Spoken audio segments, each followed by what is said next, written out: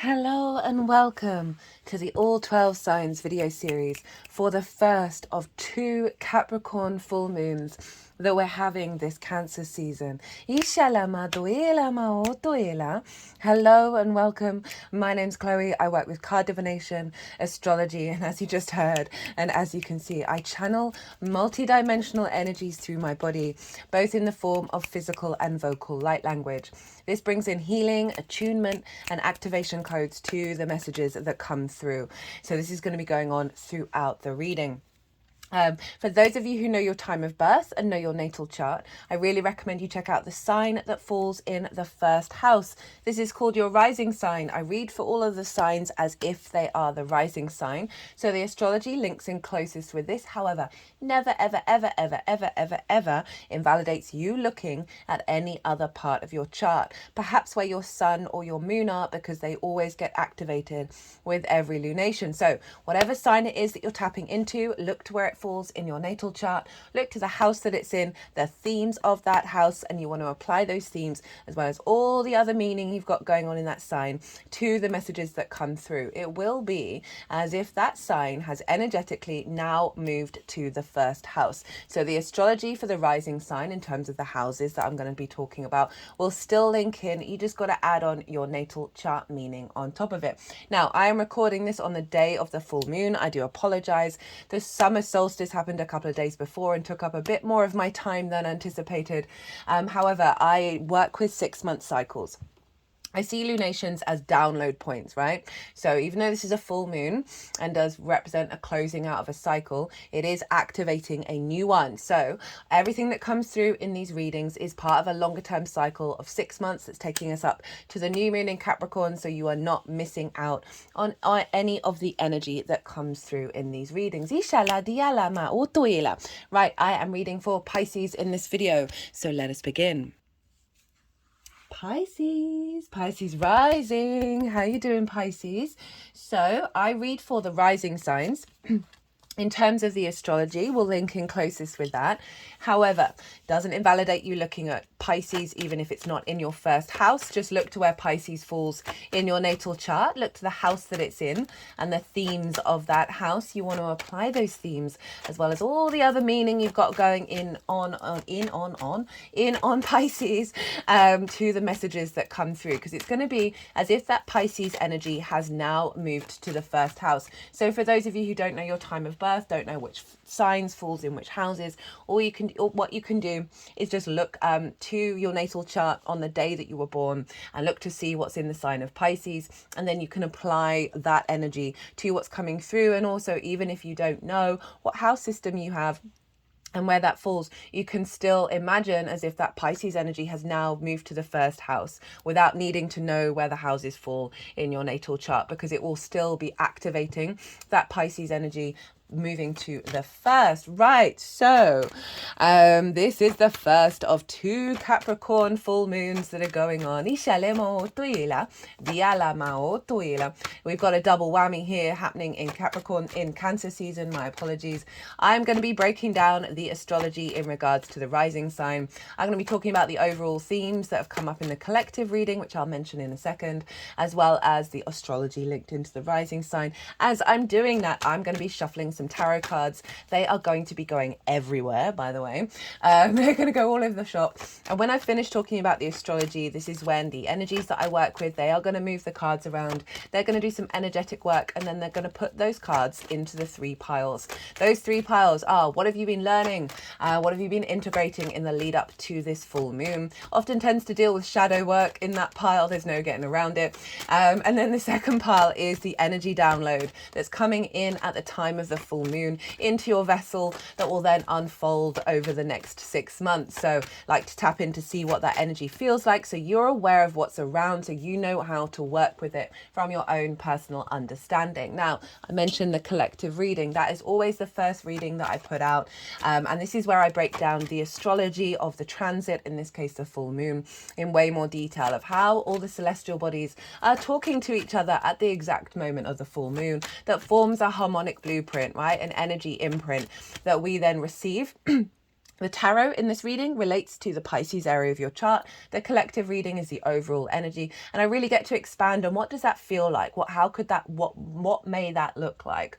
And so then if you have a deeper understanding of that, you can then apply that to your own life from your own autonomy. Lots of channeled messages came through with this lunation cycle. I was having some big visions around this because there's some two key points astrologically of why this particular lunation cycle of the first full moon in Capricorn, new moon in Cancer, full moon in Capricorn is the reason why this is quite a big deal. Ishalama or Toila. As I said, lots of channeled messages coming through in that collective reading as well as the collective tarot. So if you wanted, as I said, if you want a deeper understanding, pause this video, go check out the collective reading and come back to this. These oracle cards, I always pull them before doing a transit. I love having them out on the deck, so all that energy is infusing in with the readings. I will be doing this oracle reading when I finish this transit. That tends to summarize everything that's come through in all of the readings. So ooh, this series, oh my goodness, let's condense this. Let's try and get this condensed. So firstly, I'm going to mention where this falls for the Pisces energy in the rising sign. I'm going to tap into the themes of the house that this is showing up. And then I'm going to talk about some of the major themes that came through in the collective reading in terms of the overall astrology and apply all of that together. Oh, did I mention... because I often re-repeat things that I say in the introduction because I realize that not everybody listens to that. So if you're a new viewer, I always try, I'm sorry, regulars. I know you probably hear me say the same thing over and over and over again. But I channel multi-dimensional energies through my body. I often get questions about that in the comments. And so this is multi-dimensional frequencies. They come through in both the physical movements that you see with my hands, as well as the vocal light language that come through. And this all brings in healing, attunement, and activation codes to the messages that come through in this reading. So whether you're consciously aware of what any of it means doesn't really matter, because we're tapping into your higher self, we're tapping into your energetic field. And so you're receiving these downloads even if you're not consciously aware. And they're always in alignment, right? They're never influencing you in a way that isn't part of your soul's path. There's always consent going on. So, Pisces rising, where is this first of two Capricorn full moons happening? Well, it's happening in your 11th house, the house of good spirits, right? This is friends, groups, and alliances reaping the benefits from your 10th house, as well as hopes and dreams. So you've got two full moons happening here. So we got a doubling down of the Capricorn energy. Now, why is this significant? Well, since Aries season last year, when we had two new moons in Aries, all of the new to full moons have been in conjunct one another rather than direct opposition. So for example, we had the Sagittarius full moon, and then the Gemini new moon followed it. Now those two signs are in opposition, so they're a straight line opposite one another. So we've had the full moon coming before the new moon. And so this is the last inconjunct moon. We had the Gemini new moon and now the Capricorn full moon. What does inconjunct mean? Well, an inconjunct isn't a traditional aspect. It's when two signs are communicating with each other, but they have 6 different energies that don't traditionally have a real core fundamental in common, right? So we have the Gemini new moon, that was mutable, air and yang in nature. And now we've got the Capricorn full moon, which is cardinal earth and yin in nature. So the elements are different, the modalities are different, the yin yang is different. And so this can be a bit discombobulating, this energy. It can be a bit frustrating. It involves a fair amount of more work and thinking in ways that aren't conventional. We can have miscommunication. We can just have this overall sense of, I'm putting in a lot of effort here and I'm not really seeing results in the way that I would like to. Now, the way that I like to describe an inconjunct is like herding cats. If you don't know you're herding cats, it's going to be a bit difficult, right? Where you've got these 6 cats that are very independent. They've got their own way of thinking and they're all got their own agenda, right? So you've got to try and get them into alignment. It's not about negating all the different qualities, but finding that magical way of getting 6 energies to work together. So then you're playing with 6 energies. That's really powerful. So it's not a traditional aspect. So it's breaking against convention. It's breaking against tradition. It's been unlocking a lot of energetic pathways within ourselves that may have previously been unavailable because we've been just doing the same old, right? So it's really been thinking sort of very maverick energy outside of the lines, very unconventional. So we've had a lot of unconventional downloads that may have felt discombobulating, but they are helping us, as I said, breaking out of dogma, breaking out of tradition. And we've had that since Aries season last year. So we've had a lot of very interesting downloads that's helping us step into new paradigms, but in that process, we may have felt a bit discombobulated. We may have been a bit frustrated because things may not have been manifesting in the way that we would have assumed. So this is the final in conjunct moon, right? And so this is bringing in an aspect around Capricorn that is going against tradition.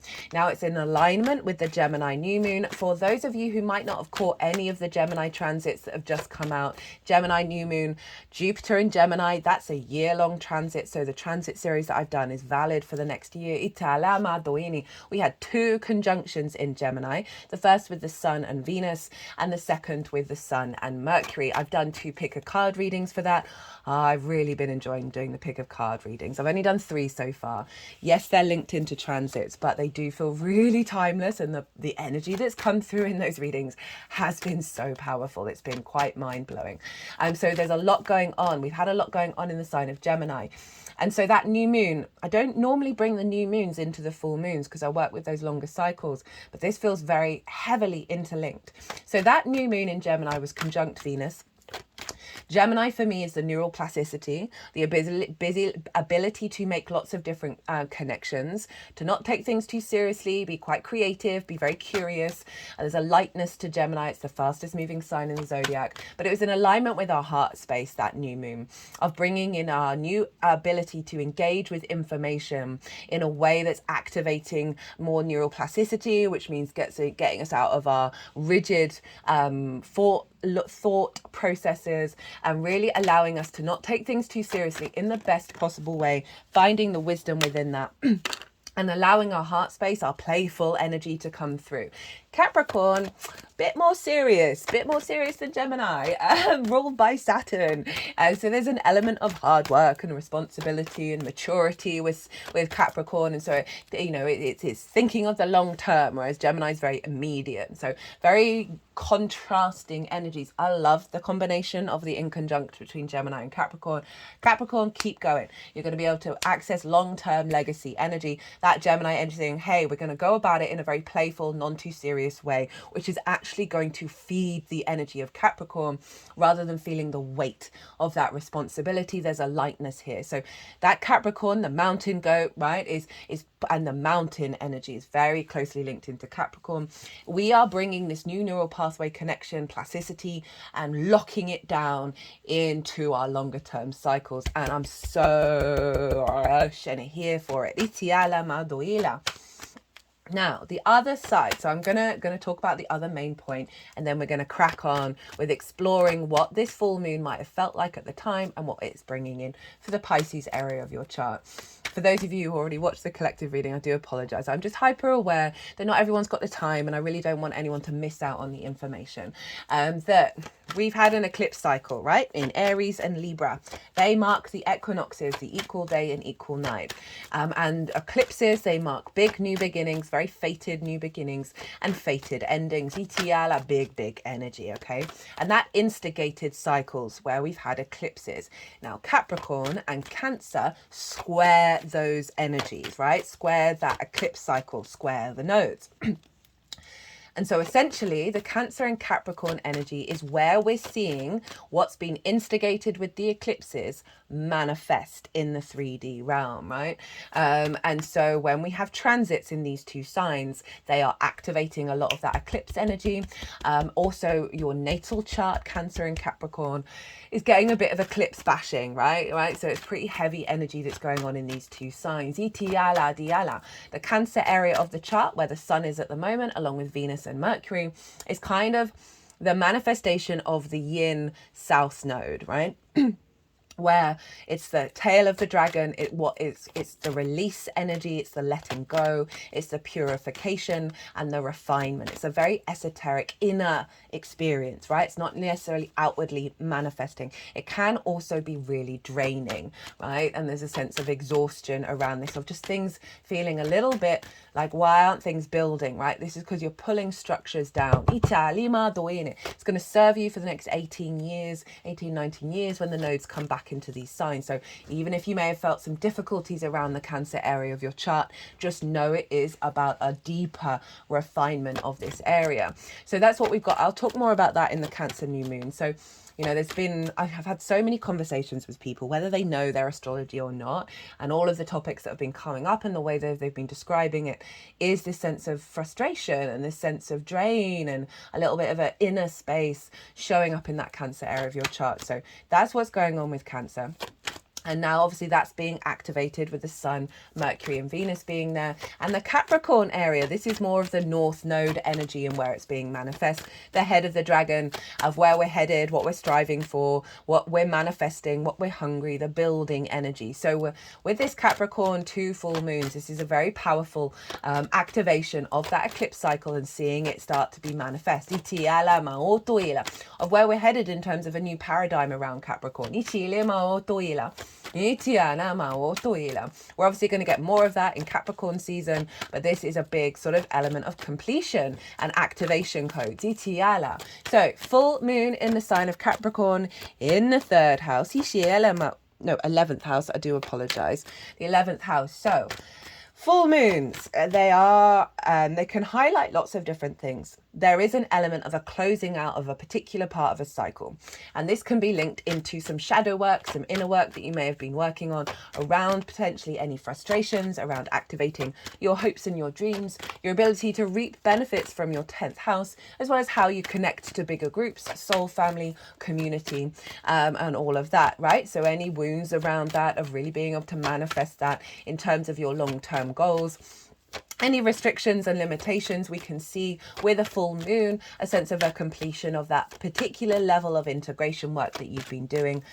With full moons, right, it's an opposition, right? The Sun, Venus and Mercury are currently opposite the sign of Capricorn in the sign of Cancer.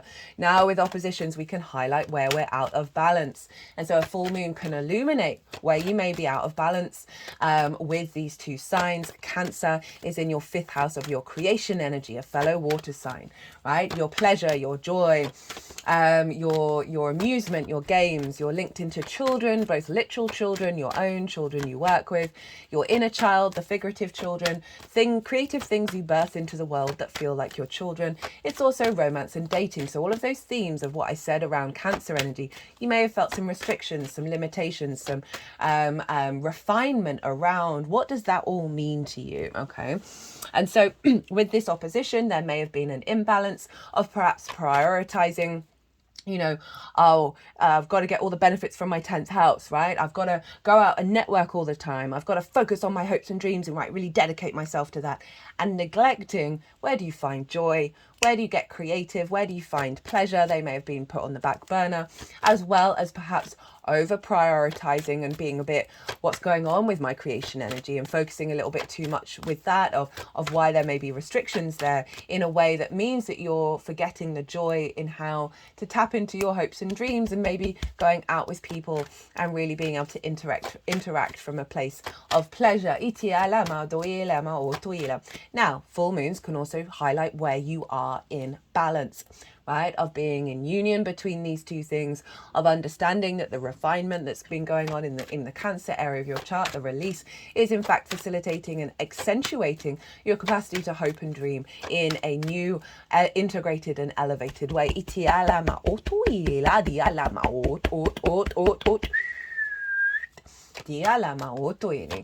So that full moon can be highlighting that. The moon represents our intuition, our emotional body, how are our needs being met and not being met, the nourishment that we give and receive. And so there's an element here with the full illumination of the moon, of feeling very nourished when you're with groups, friends and alliances, of perhaps reaping some of the benefits from your 10th house and just feeling all your spirits are raising up around this full moon, as well as a heightened intuition. And I can see this as a download coming in, a heightened intuition around how to connect the dots in terms of your long-term planning around your hopes and your dreams.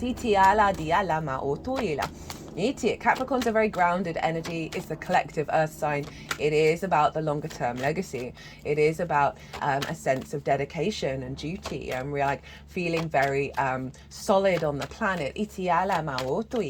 So we can see a completion around that and really activating a deeper level of commitment when it comes to not allowing your hopes and dreams to be distorted perhaps by friends, groups and alliances, right? As well as distorted by the reality of your resources. Now, that's not me saying, actually it is me saying, fantasize and hope and dream, get delusional, right? Really allow yourself to step into that without taking it too seriously. And then seeing what you can do on a day-to-day basis to put it into practice. Without any expectations or assumptions about how it's going to manifest.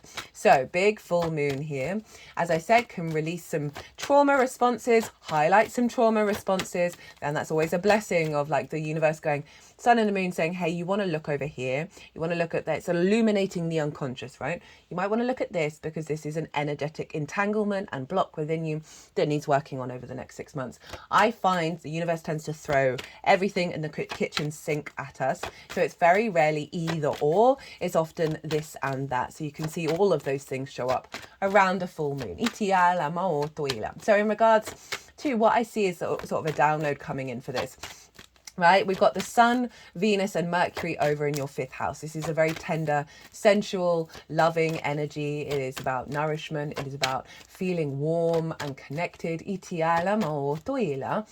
as I said, there's a bit of a drain going on in this house for you and in this sign. But Venus and Mercury is really allowing you to find the vision and clarity through your heart space, to connect the dots, perhaps strong communications around pleasure and joy and love. This may be linked into romance in your life, of really having a focus here and being able to have those very heartfelt conversations about expressing your needs, of what brings you nourishment, what makes you feel safe and secure, maybe doing some inner child work around the time of the full moon, and in general of calling on, seeing what your inner child needs to feel safe, needs to feel secure, in order to truly allow yourself to tap into your intuitive nature when it comes to how to create and how to find pleasure and joy. Venus is there. It's her favorite house to be in. So you've got a real strong boost from Venus right now.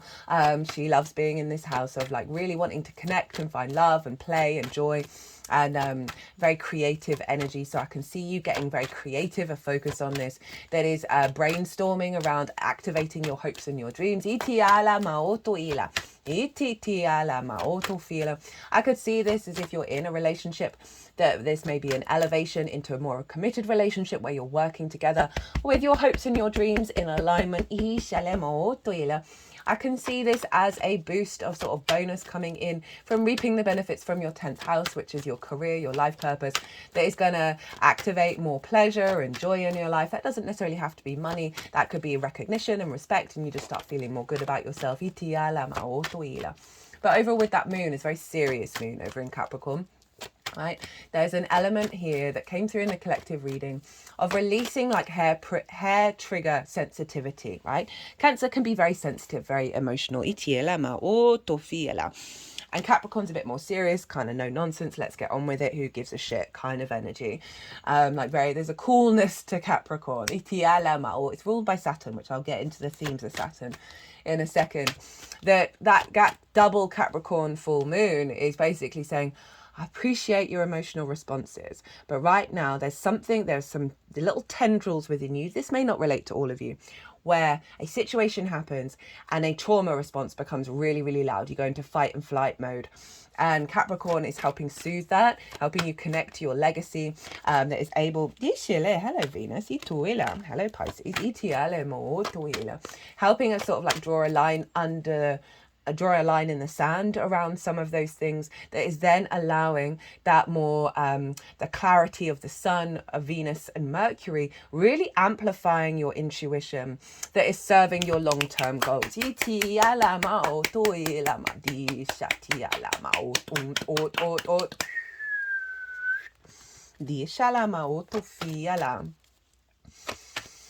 Yeah, so what else do I want to say? Saturn rules Capricorn. So what's going on with the ruler of a sign impacts the sign that it rules and influences the sign that it rules. So Saturn is currently influencing that full moon. And where's Saturn? Well, Pisces. It's in your sign, okay? Has been for a while now. So you're nearly, you're at least a midway through that transit. Saturn in the first, if you haven't checked out any of the Saturn and Pisces transit series, they're all in their own playlist. The first transit that I did is still relevant because I talk about the themes of Saturn in the first house in way more detail. Saturn's about to go retrograde in between the two full moons. I think I might do a pick a card reading on that rather than all 12 signs, so keep an eye out for that one. And it's in your sign, okay? So it's the first house of how you embody yourself through your sun or your moon. All depends if you've got a day or a night chart. Which luminary is the one providing wisdom to your ascendant of where to go? Now, your ascendant is your navigator. It's the lens in which you move through the cosmic waters to the end result, right? It is your body, your appearance, your character, and it's often how other people see you because they see that embodiment. They see those actions that you take rather than what might be going on behind the scenes with the luminaries. It's a very powerful house. And Saturn moving through there can put up a lot of restrictions, a bit of limitations, impinging on your own authority, all in order for you to recalibrate to a space of integrity. A deeper sense of maturity in self, right? An understanding of self, of your own authority, of your commitment to your embodiment from a place of integrity that then is activating your legacy energy. Saturn is brilliant. It's just, you've got to walk your talk basically, and Saturn through the first is helping you get into that space and elevating whatever work you may have done in that area beforehand. However, as I said, it can bring up a lot of difficulties because it is kind of the no planet, right? So but let's think about this in terms of the moon. As I said, I think Saturn transits in the first are probably one of the most powerful transits you can have. They really elevate your game. So Saturn from the first house influencing the 11th. This feels like a deepening of maturity and authority around how you embody yourself and how you are then viewed by others, particularly friends, groups and alliances, right? With this sense of maturity, this sense of integrity. I can see this as a dedication through your embodiment, through the actions that you take in alignment with your hopes and your dreams, in alignment with you being comfortable being yourself in friends, groups and alliances. So it's not necessarily whether you are responding to how you're viewed. I can also see a heightened level of maturity in the way that you're viewed in regards to your career and your life purpose and reaping the benefits from that.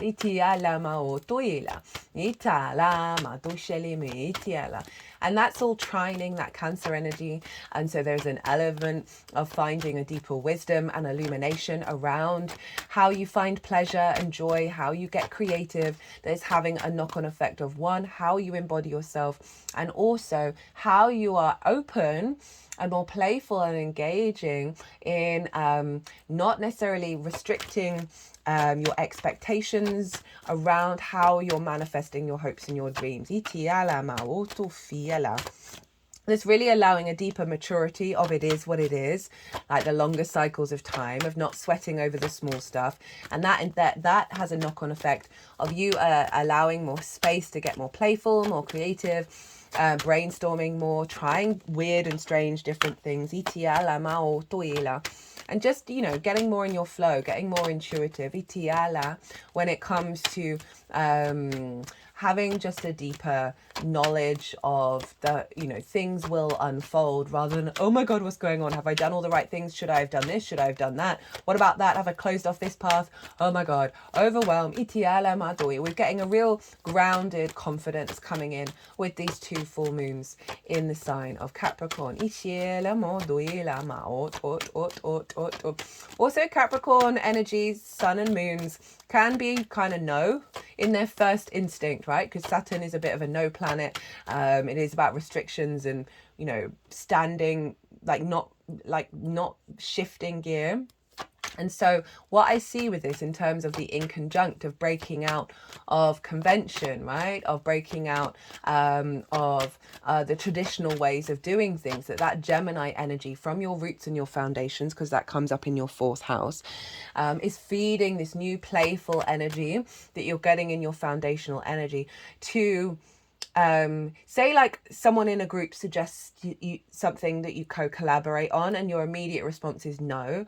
This is allowing you to have a bit more pause and get a bit more playful and try different things, because it's not about, well, this is not the path, this is not the exact commitment, right? There's a real allowing of fluidity to come in here and instigating a new way of operating with the Capricorn area of our chart.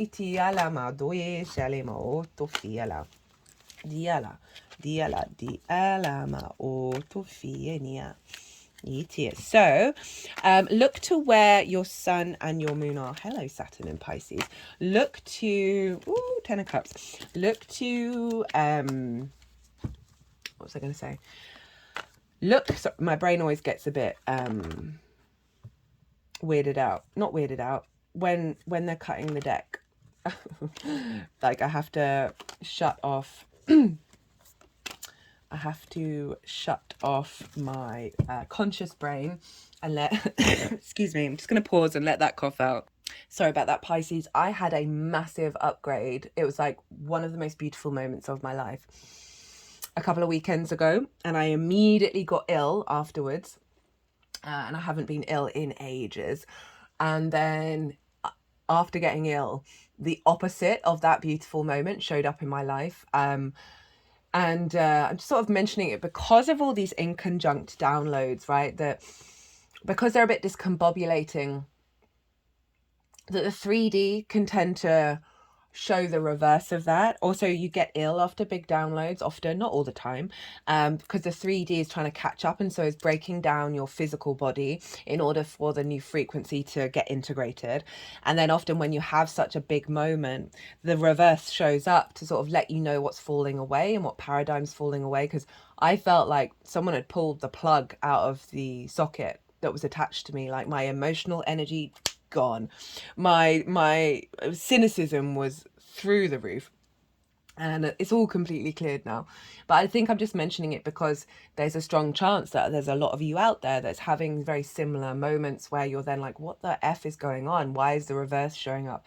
Just let it all flow. Know that it is shifting and changing, and that it's in alignment with what's going on with this lunation cycle, because we're then going to be moving into the new and full moon following each other in opposition. So that's a straight line. So things are streamlining. We're going to be integrating all of it. So there may be a bit of discombobulation that's showing up with this particular cycle. Did I say look to where your sun and your moon are? I think I did, but if I didn't, I'm going to repeat myself. Sorry, my channeling and my brain's never always been the best at retaining information. I mean, it is, but also smokes and mirrors.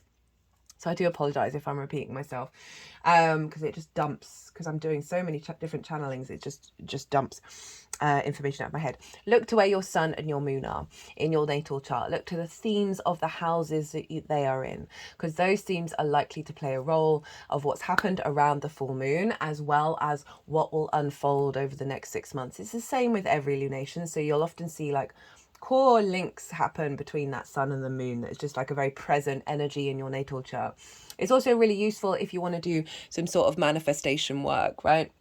Or intentions around working with these full moons. It'll be the same with the other full moon. Of bringing whatever your intuition calls you to do, of what themes to bring in with how you work with this energy. And that will just give you a bit of a personal understanding beyond this general reading based on your natal chart. So for those of you who want a more in-depth reading, my website is in the description box. In the website is my email address. My email address is also on the community page. And I've also got an Instagram account, and you can send me a DM, leave me a voice note if you want to give me context around what sort of reading it is that you want to engage with. My Virgo sun loves to tailor to every client. Itiala ma o toela ma itiana. Okay, so I'm going to go consciously quiet. The energies that I work with, they are going to move all the cards around. They're going to do some energy work. Then they're going to put them into the 3 piles. And that's when I'm going to bring the tarot into the astrology. I call you to soften your mind. I'm going to soften mine. Let all that information settle. You just had so much information. Let it all digest and then see what intuitive hits come up while we're doing this bit of channeling. So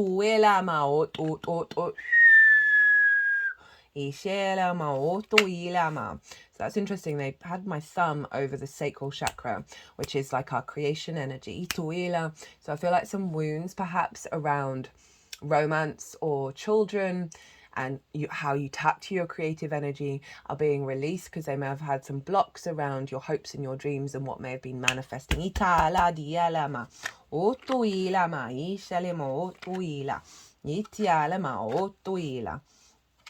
ala di ela mau.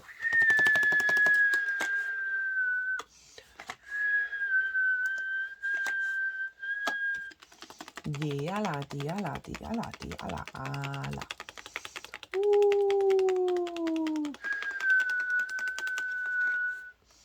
Iti nia. Iti ana amiana. Due shala. Iti na. Iti ana di ala di sheni mo toila duela di ala duela di ala oto e anima iti anima diala ma ishenia diala diala diala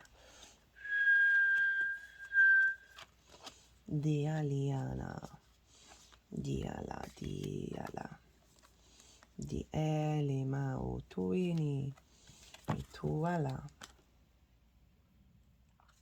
tuela diala di whoa. Very cool. Diale ma otto i ma diala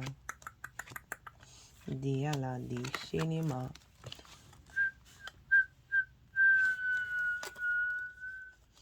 dinama diela doela do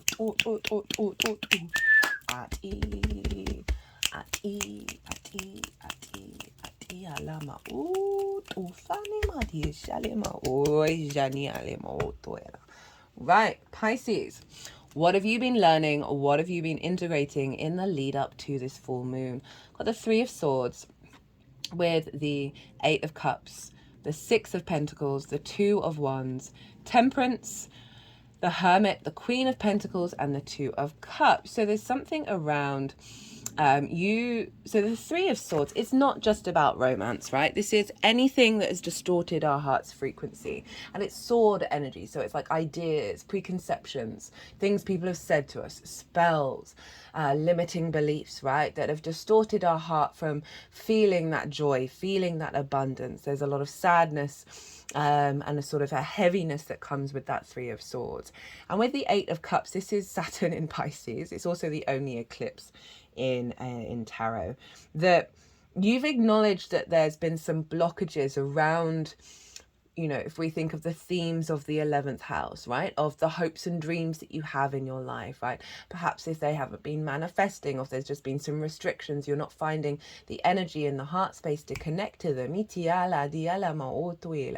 This can also about being restricted to operate truly from your heart, or in bigger groups. This can be wounds you may have felt about your career not going in the direction you'd like it to, your reputation, your sense of visibility, your life purpose perhaps being blocked. And this can be on various scales, by the way. So this can either have shown up quite loudly in your life, or there's just you've had some space to work through it. So the 8 of Cups, it's about our capacity to walk away from deep unconscious responses that have been there from our very early years, and therefore it feel inherently comfortable, hence the cups are upright, to our emotional body, because it's all we've ever known. This is a very powerful card because it takes a lot of dedication and commitment to walk away from those things, to climb that mountain and get a higher perspective. So this is the sort of North Node activation going on in Capricorn, of saying, hey, no, we're moving into a new space. And so it's perhaps been highlighting these things that you know you need to navigate and integrate and expand into a new framework with. We've got the 6 of Pentacles. This is about balance coming in. So there may have been, oh, are we out of focus? Are we? Yeah, 1 second, guys. I thought I'd sorted this out. There we go.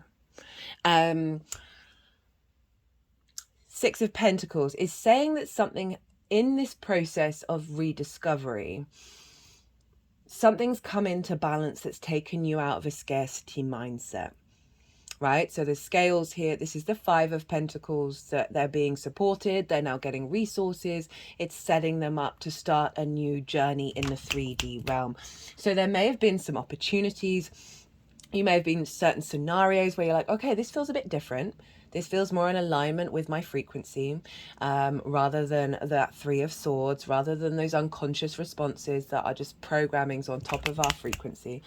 But because it's being followed by the 2 of Wands, it feels like it's not quite fully manifest, right? You've got some clues, you've got some hints about what's coming in with this future cycle. Because we've got the 2 of Wands, this is about getting the lay of the new land. It's not necessarily about taking a lot of action or beginning the new cycle. It's being in awareness of this new frequency that's come in with this 6 of Pentacles. Because you've moved away consciously from some unconscious responses, you've freed up some space for the universe to then start co-creating. This is long-term manifestation energy, but it is a bit restless. You may have felt a bit frustrated of like, I can see what's going on, I can see the new landscape, but it's not quite fully integrated where you are embodied in it and taking that out in the world through your actions. And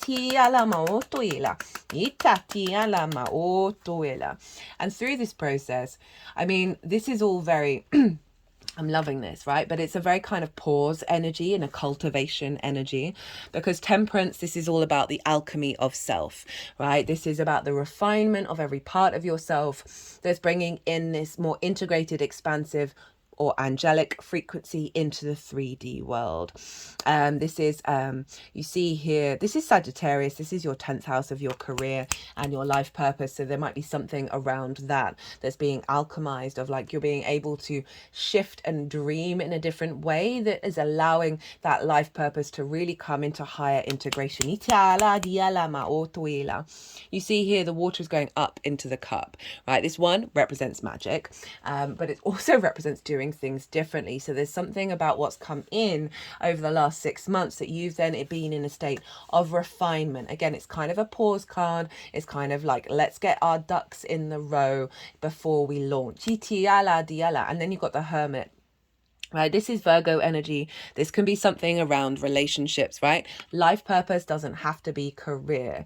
Hopes and dreams doesn't have to be career. So there may be something around, you know, your level of intimacy in your life, right? The one-to-one relationships, that is, can be about long-term committed romantic relationships. We've got the 5th house activated around romance and love, Ishali, so that can be a part of it, but it doesn't have to be. This can be clients from your 7th house, one-to-one clients, people you work with with on a one-to-one basis, business partners, your relationship with source, right? That is coming into an alignment. Again, this figure is the Hermit. So if we take it outside of the Virgo energy, it simply represents you no longer necessarily caring about the expectations of the people in your life. This could be about parental figures, right? For some of you, remember that Gemini energy in the fourth house of the roots and foundations and parental figures, of expectations of how your dreams manifest and what your dreams are. This is really calling you to be very step into your individual power and your individual desire, because the Hermit isn't bothered about what society thinks of it, right? It is standing on a mountain, which represents the higher perspective. It is more of a solitary energy. It's an inner space, a cultivation of the starlight you have within you. So there's something over this process that you've been reflecting on, your inner wisdom, your inner desire. Again, as I said, this could be about, maybe I do need somebody in my life that I want to co-collaborate and share with. And that is a dream in regards to the Virgo energy opposite your sign. But just in general, this is more of a recalibration to your individuality, right? Remember, right, this is all activating North Node, South Node, Aries, Libra energy. North Node in Aries is all about us being independent and autonomous, and collaborating with the world from that space without fear. So this kind of feels like it. And also the wisdom that you've cultivated around how you want to engage with groups and alliances. But you just may have found yourself withdraw a little bit from that in order to cultivate where you want to take the next level. Got the Queen of Pentacles. So these three cards, they're kind of pause cards. They're in a journey. They're not really about the busy out and about world, right? Queen of Pentacles, very nurturing, very nourishing, right? She gives great advice. She is the element of cultivating abundance. Queens are yin in nature. They observe, they strategize, they bring depth, they nuance, bringing that nourishment in, bringing the capacity to nurture what's unfolding here in regards to the themes of the 11th house, right? Not necessarily taking lots of direct action, but cultivating the energy frequency, cultivating that sense of connection to the earth, your nourishment to it, and then therefore how do you hope and dream from that space of connection?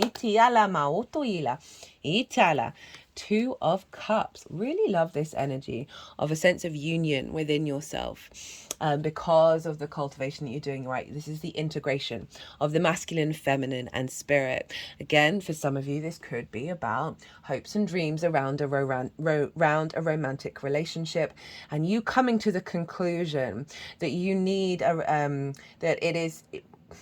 anything other than respect, honor, and dignity and equality in that kind of relationship is just not on the cards anymore. It's not how you want to operate. This can be about a business partner, your relationship with source, one-on-one relationships, as well as the integration within yourself of like really honoring your journey and your and how you connect and how you find union in your life, right? And there is a sense of things coming into balance from a place of love in regards to your hopes and your dreams, and also just in general a lot of integration when it comes to the 11th house. Also, it's kind of with what's going on in the sign of Cancer, right? If we think now moving forward with the full moon of really doing some deep healing around your creation energy, around your pleasure, your joy, and how you bring that into your world and not let it get diminished. So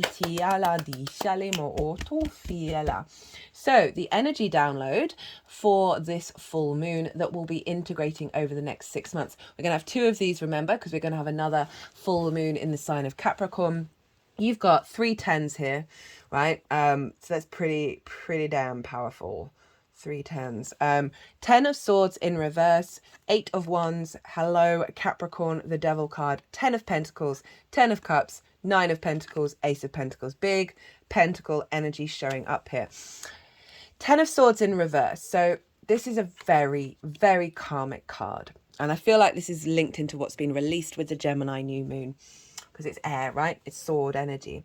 These are words, preconceptions, limitations, constructs that have immobilized you, right? You cannot move around. You are in a frozen position. There's also a sense of betrayal as well. But overall, it's a sense of limitation. And this can be from experiences you've had in this lifetime, as well as linked into your ancestors and your past lives, because the spine holds a lot of karma, by the way, guys. The energies that I channel would really, really love it if I just spent 10 minutes of my day doing spine unraveling work, right? The spine energy is where the Kundalini energy rises, which we have here with the two snakes. Itala dialema otoila. Also, that's a, you know, the symbol for healing, for doctors, of these being released. So in reverse, these are all falling away. So there's an element of, there's been some blockages around your capacity to bring those hopes and dreams fully into manifestation, to feel like you can walk around and be yourself in groups. This might be like a bombardment whenever you are in groups of energy, just like, and you just feel frozen, like you're so aware of all the other unseen things that are going around in the groups that you just feel like your energy, your capacity to communicate, everything's just frozen. This can be perhaps somebody stabbed you in the back in regards to, you know, the promotion, right? Whether it's in this lifetime or previous ones, of certain limitations around the capacity to get up and put your hopes and dreams into action. Limitations around value when it comes to reaping the benefits of your 10th house, of like not getting the resources and the bonuses or the benefits from that 10th house. Doesn't just have to be money, that allows you to feel free to move through the world. Anyway, coming up in reverse, powerful stuff.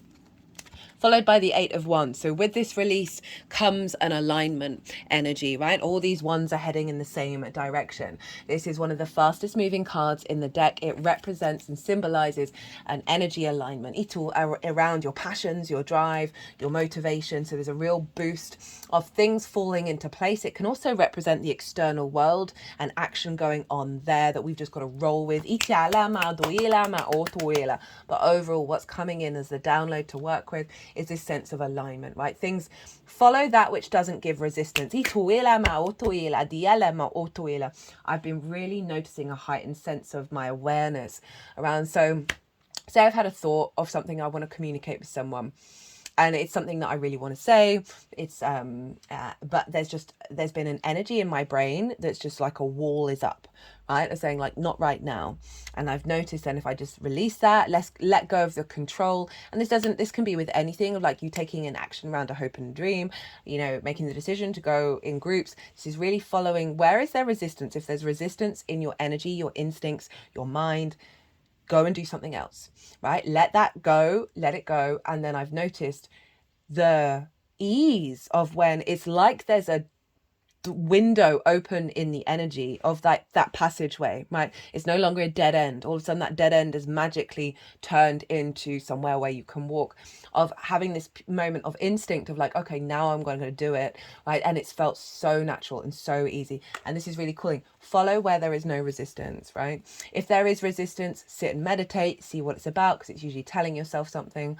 Do whatever your intuition is calling you to do, as always, right? Don't listen to me.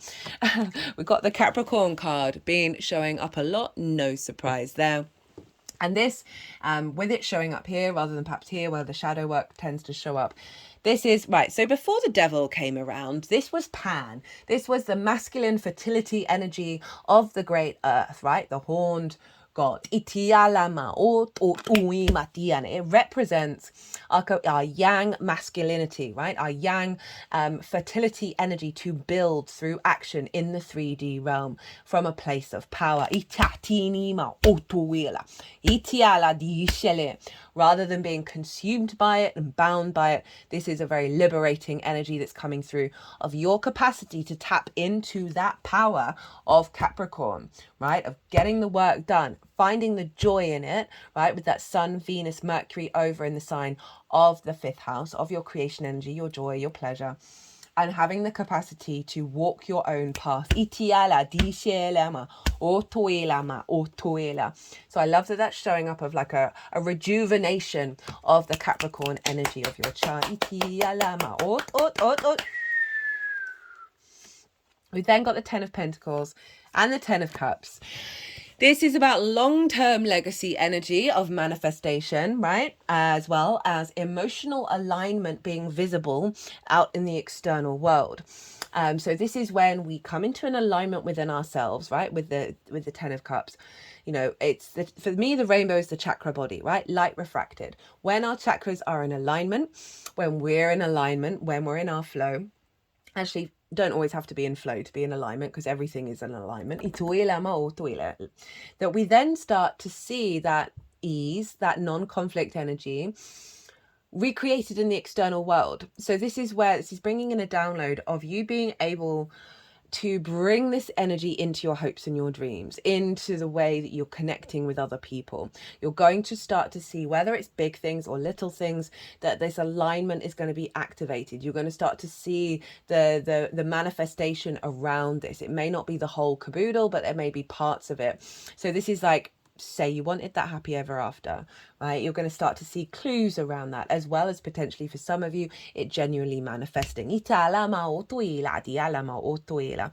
is about your long-term legacy of building in the 3D world, a sense of commitment and dedication to that. So these are really powerful energies showing up of your capacity with that Capricorn energy to be able to start the process, or elevate the process, or bring in the process of manifesting all those themes from the 11th house.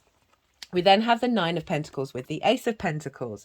So the Nine of Pentacles, this figure knows what they need to do in order to bring about a holistic lifestyle, right? They are enjoying their work and they have time to enjoy their free time as well, right? So there's an element here of your capacity to make the right decisions. And that sometimes that's saying no to certain things as well, and prioritizing bringing this into being. It's very confident, very independent, and it is about manifesting abundance into your life. So that's a really great card for the 11th house, of the capacity to intuitively be in alignment with knowing what steps you need to take in regard to activating this energy and your hopes and your dreams, and then by default creating more space for your pleasure, for your joy, for your creativity. Ace of Pentacles. This can see a complete renewal, an elevation of your understanding of the 3D world, of your interaction with it. I call this card the New Earth card, just because it's a really easy term that's accessible. You kind of know what I'm talking about. So we've got a portal here with a mountain in the background. And so that mountain always represents a higher perspective. So that's the kind of 5D energy. But they're in the 3D realm, and these are the flowers linked into the Magician. So this is all about manifesting and creating in the 3D from a higher perspective, from a more integrated, expansive perspective.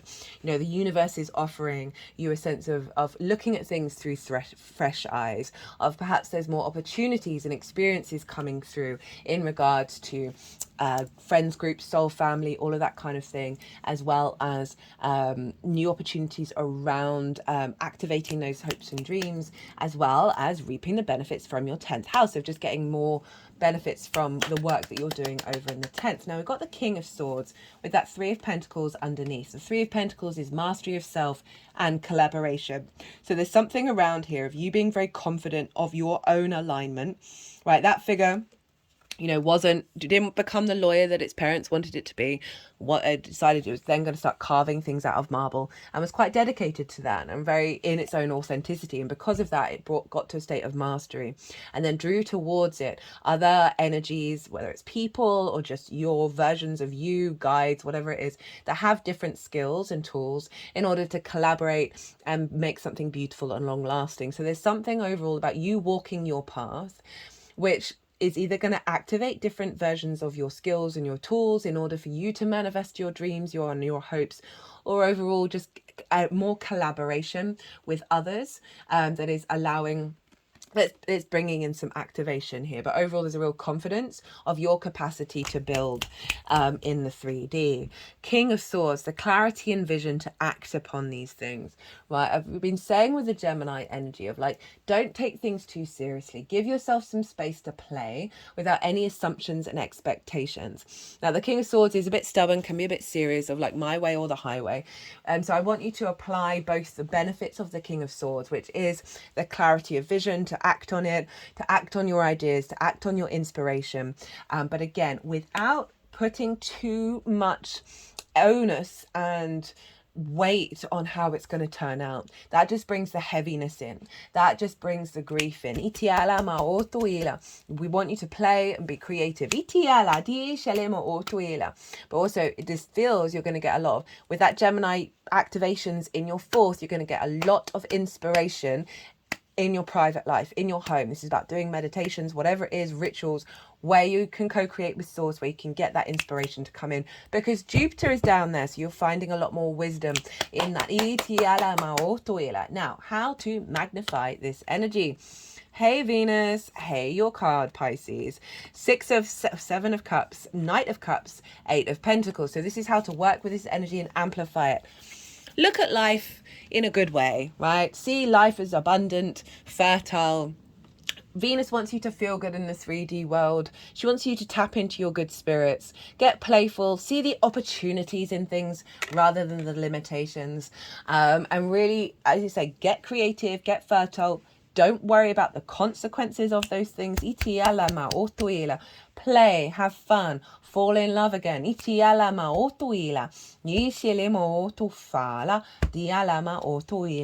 You know, really step into the Empress energy. Then we have the moon. This is your card, Pisces 1. This is calling on you to tap into your intuition, to that which is in the shadows, your more psychic, sensitive energy, and allow some more flow, some more play with that, and seeing where that takes you, again, without expectation, without assumptions. And this is also your card, Pisces. So this is something around the embodiment of this energy, of just taking those actions, walking with integrity, and with the playfulness as well. It is about, through your actions, those little actions that you're doing, is going to have a ripple effect. Do what brings you joy, brings you creativity, and that will bring a lot of inspiration. Hope, dream, and fantasize. Get damn delusional. Again, without any expectations. This is about the joy of playing around, of fantasizing about lots of different things, and really allowing the source to tap.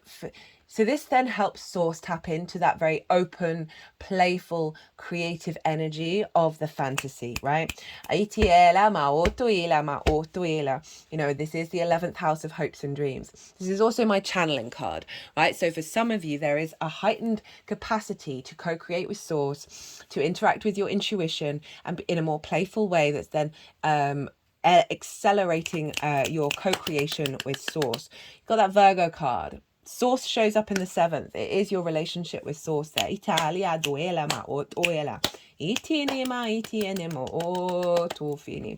also represents lots of choices. And this is saying don't take choices too seriously. Don't worry about the consequences of them too much. Obviously, work with your intuition. This is not me saying throw everything to the wind. But there is this element of play here. There is this element of not being in conflict, not being in regret around certain decisions you may have made. We can always redirect. We can learn so much from every experience that we've decided to choose. This also this card for me is all about, you've got some choices and they're all great, right? Not putting yourself the pressure on, I've got to do this stage and then this stage to activate this long-term goal. No. This is about being playful, enjoy the decision that you've made, don't live in regret, and then allow, because it's just going to create so much inner peace within you. Knight of Cups, big cup energy. Right? The Knight of Cups is the true romantic, moving through life from its intuition, seeking out love, being drawn to love, very imaginative, very creative. It is moving through life. It's the embodiment of that intuition, of that water. So this is saying, trust in your intuition and where it's guiding you. Remember, the moon is linked into our intuition. We're having 2 full moons there. So it's really heightening your capacity to be drawn towards that which brings you love in your life. And this is also saying, don't worry about where you're headed, right? The Knight of Cups really isn't planning where it's going. It's guided through its intuition. So there's a sense about releasing control and follow the flow, follow the love. This is kind of highlighting what I said about resistance, right? So there's a lean, and it's not me negating and rejecting resistance. It's often showing you, it's giving you clues about what that means, and that's going to be very personal on a one-to-one basis, so I'm not going to try and limit that. But I did give that example of, like, I've had so many times when I'm like the impatient planning control part of me that's like, do this now. And there's another part of me that's saying, hey, no, wait, because it felt like it just felt uncomfortable. Even though I was like, I want to do this now. It just felt, the energy felt off. And then all out of nowhere, it's like that portal got opened and it was like you just flowed through it. So it's those kind of energies. Eight of Pentacles. Whistle while you work. Enjoy the process of refining this frequency on a day-to-day basis, right? This is not about the long-term result. This is about the process on a day-to-day basis of putting things into action. Get playful, get creative, get mood board, create that mood board, refine that mood board, whatever it is. But again, not taking it too seriously. Enjoy the process of the refinement of this rather than the worry and the fear over the expectations of how everything is going to turn out. Right, I'm going to get you some oracle cards. Maybe one, maybe two, maybe three. All depends.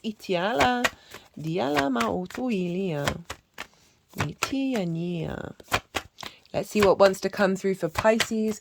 What does Pisces need to know about this first Capricorn full moon in Cancer season in 2024? Some help and guidance and assistance, please. Very grateful. This is a Shaman's Oracle deck. I've had a lot of fun using it. Used it for Diala ma otuila. Diala di shini ma otuili ma doila.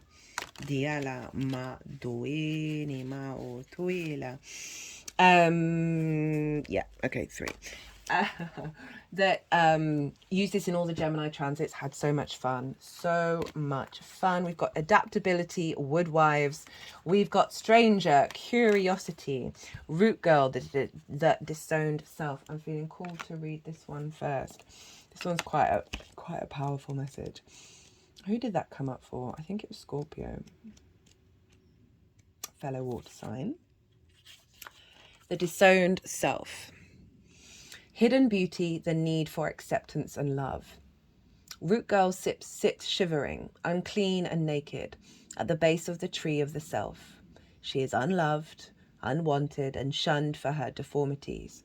She has no home, but is safe burrowed underground to dwell near the deepest roots of this sacred tree. Who is she to you? Could this urchin be one part of you that reintegrated can lead you to wholeness and true purpose? You know, I didn't quite mention in the collective reading, there's an energy that, whether it's for everybody or not, that I don't know, but it felt very loud, of our inability, I might have already mentioned it before, and I apologize if I have, our inability to forgive certain parts of ourselves, which is fundamentally blocking our ability to climb that mountain. So this is quite an appropriate energy, and I'm thinking about that Sun, Venus, Mercury in the sign of Cancer, with the withdrawal of that, of there's something around working through the processes of rejection, of separation, of isolation, of shame, around pleasure, around creativity and what that means to you, around romance, of children, whatever it is. This is the inner child as well. I like that one. This is a part of you, the embodiment of a deeply flawed perception of your failures, manifesting as guilt and shame. When you project envy onto others, or any emotion or instinct that you've learnt to repress or deem unnatural, it's this homeless child self crying for attention, acceptance and love. You want to lash out, ignore it, push it aside, all the while refusing to acknowledge this ugly quality as belonging to you. But if you would only look into the root girl's eyes and see the beauty and the unmet need, your unmet need, you would realize that this part of you asks for compassion and understanding. This part of you was born when you were wounded and when you were conditioned to believe you were not whole, that your expression of self is somehow too much or too little. You may have even inherited this creature from your ancestors. However, it was this child self came to be, curled up at the roots of your sacred tree self. It's time to welcome her into your heart. When you do, everything you've been searching for becomes illuminated and your path lights up with renewed purpose.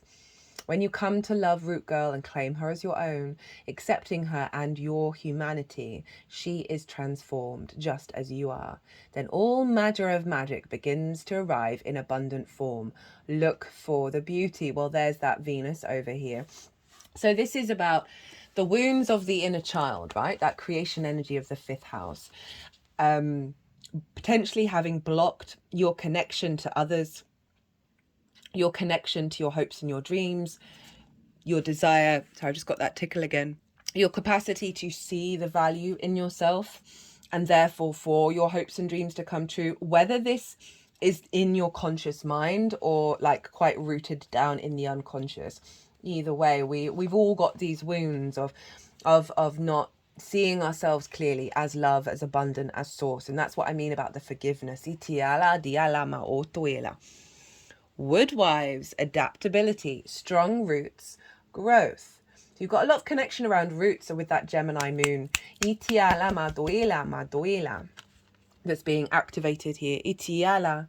The woodwives dance into your dreams as a reminder to be grounded, no matter what life offers you. You need to know who you are, what you'll tolerate, and what you've learned to date, and what boundaries to set so you feel good about yourself. Life is going to offer you something extraordinary now, and in order to learn and receive its blessings, you must remember that being grounded, very Capricorn, gives you more freedom, not less. That's what I was sort of saying about the hairpin triggers of like that Capricorn moon can be like very like, let's just get on with it, right? Very grounded. Like we don't need to sweat over these things. We've got this mountain to go climb. Can we get on with it? Of like really allowing yourself. It then clears the deck. It's not about denying that intuition or the emotional body. No. It's about allowing more space to come in for you to then to co-create with it. You have everything you need. You have all it takes to do this right now. If you also keep reminding yourself to be flexible, you will be amazed by how well things play out for you. The woodwives are both wisdom keepers and students of the new world, as these forest spirits have an uncanny ability to adapt to changing circumstances and always find the perfect way to grow and expand. So all that play that I said, like get out of the rigidity and find new ways of engaging with your hopes and your dreams in a way that isn't based on assumptions or expectations. This is about being in the flow. They represent what you already know how to do. Learn, be in beginner's mind, let go of your rigid notions of how things should be and be present to what is right now. Very 8 of Pentacles. Unencumbered by your projections. So everything we just said. Is there a storm brewing because things need to change? No worries. Nothing can uproot you now, and it will pass, and you will dance with nature and move with it all.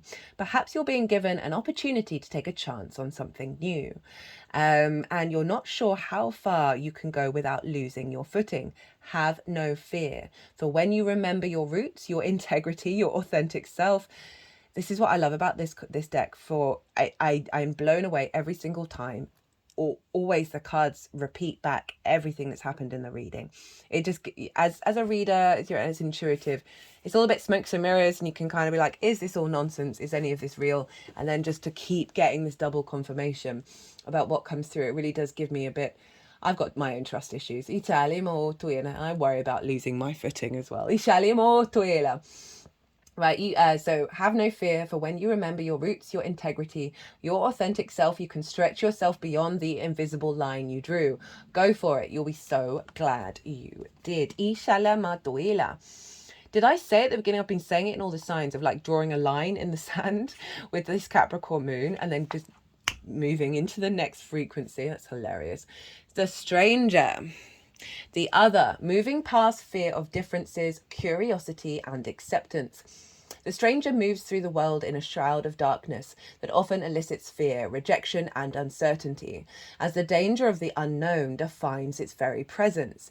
Yes, there is a veil of separation between you. Look closer and summon the courage to remain open to what you may find.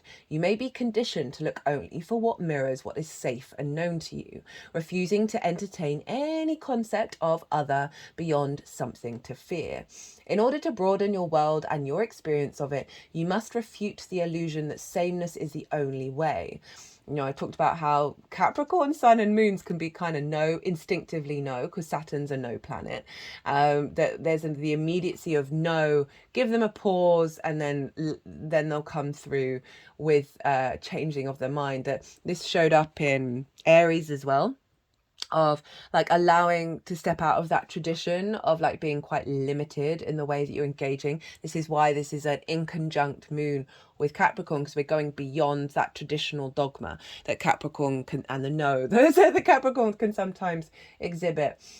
Nothing you expect externally matches up with the other, and you're challenged by your own inexperience. But don't miss this opportunity for learning. Something extraordinary is being offered to you now if you remain curious and teachable. Allow the newness to envelop you as you explore the possibilities. This is a departure from your expectations, but the stranger has come to invite you to dance to a new music, a new tempo, a new sensation that will add more dimension to you and what you create as a result. Now is the time to leave room for other points of view, other ways of seeing with humility and grace. This is a defining moment. Take the risk. Life is like one precious diamond with many facets, not just one. Play, get curious, communicate, engage with others. Just play around, honestly. It's been the prevalent message for everybody, really. Pisces. What a reading. I hope you enjoyed it. I certainly did. If it resonated, or if you just like looking at the tarot, hearing about the astrology, it would bring me so much joy and help the algorithm, so you'd be supporting the channel if you hit that like button. On a personal level, I'd love to hear from you. Drop me a line in the comments box. If you want a personal reading, as I said earlier, the website is in the description box and my email address is there on the website. I've also got an Instagram account, so you can message me directly and we can figure out what kind of reading you want to go, whether it's deep diving into this or anything other than this. Capricorn full moon coming in fully loaded. Right, Pisces, be good to yourselves, be good to those around you, and most importantly, be well until we meet again.